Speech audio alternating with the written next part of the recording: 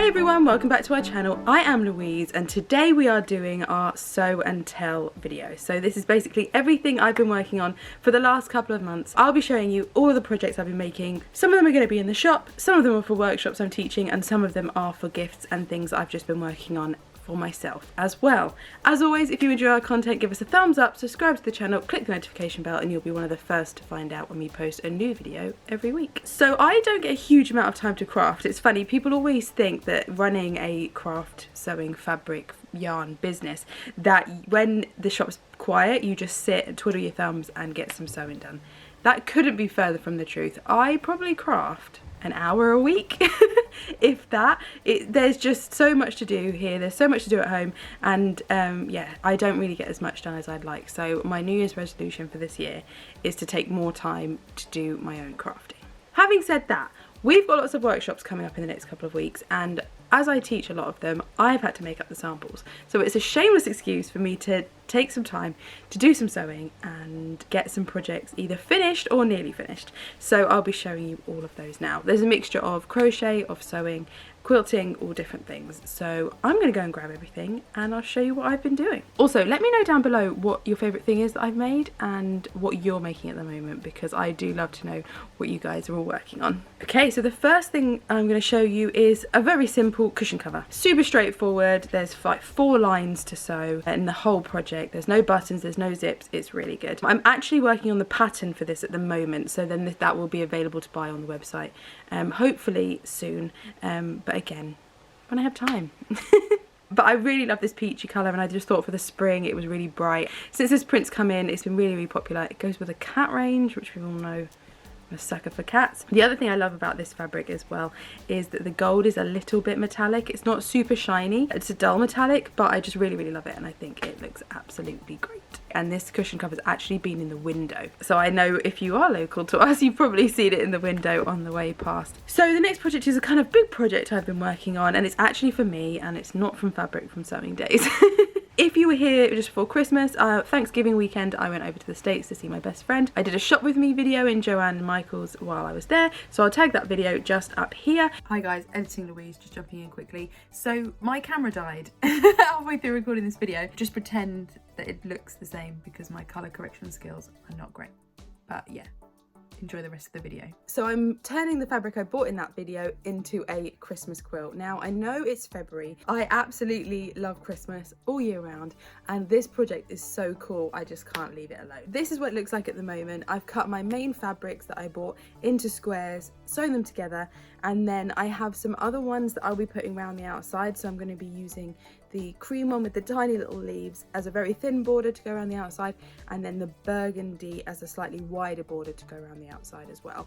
And then with all these offcuts, I'm going to be using those to make mixture binding to go around the edge. I love making a binding out of all my scraps of things. I think it's a really good way of tying everything together. The size of this quilt will depend on my backing. So I actually bought my backing while I was over there. Now normally I suggest you don't buy your backing until you finished your quilt top, but obviously I couldn't go back to America to buy my backing, so I chanced it. I bought more than I think I need, but I am restricted by the width of the fabric. So this fleece will be going on the back, so I need to do a lot of measuring, a lot of laying out to figure out how wide my borders will be, and I really can't wait to get this finished. I am so excited about this project.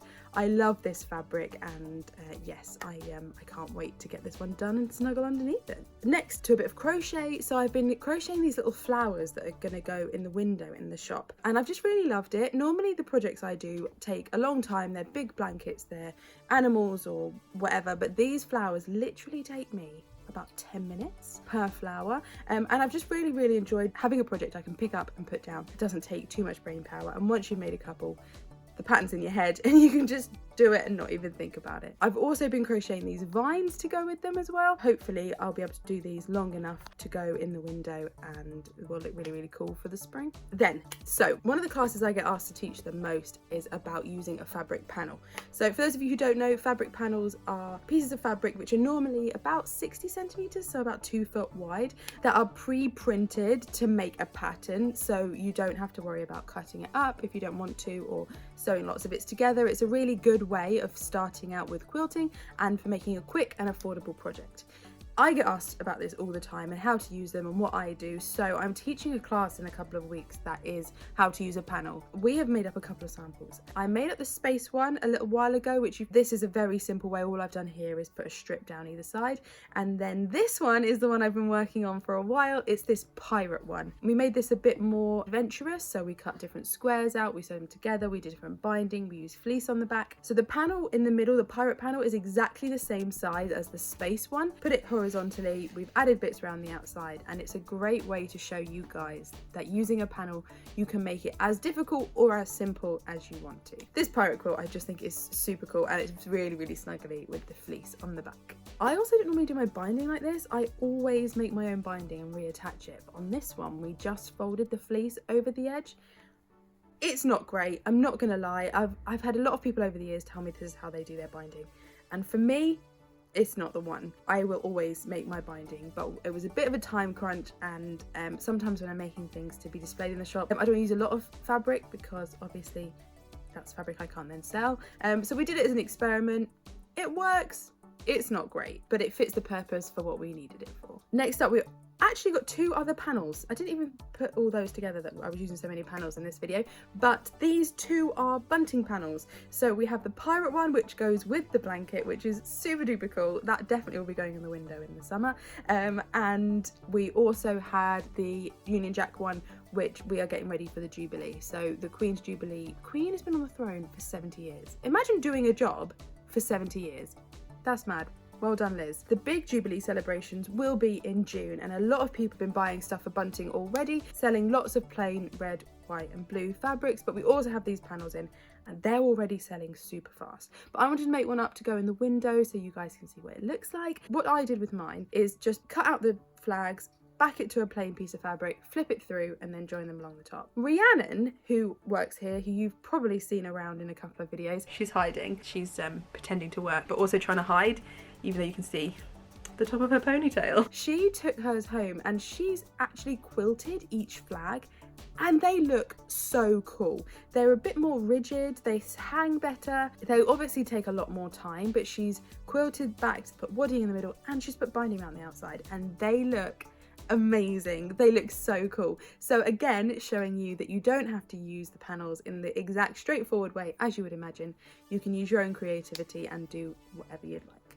Then the last thing to show you is this quilt. So this is actually something I taught way before the pandemic. I can't even remember when I taught this, 3 years ago, something like that. But I never put the backing and the binding on. I only made the quilt top and then put it in a box. And I know that a lot of us are very guilty of that as well. So I finally got it finished, did some very simple quilting. I'm actually teaching a table runner class of the runner that I made in my last Sew and Tell video, which I will tag up here.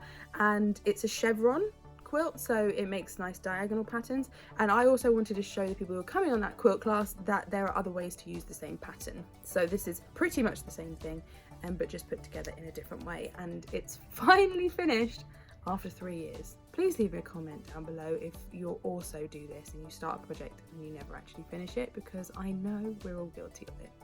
Please make me feel better. I've been doing a lot of sorting out here and at home, and I found a lot of quilt tops and half finished projects, so my plan is to take some time and get my projects finished.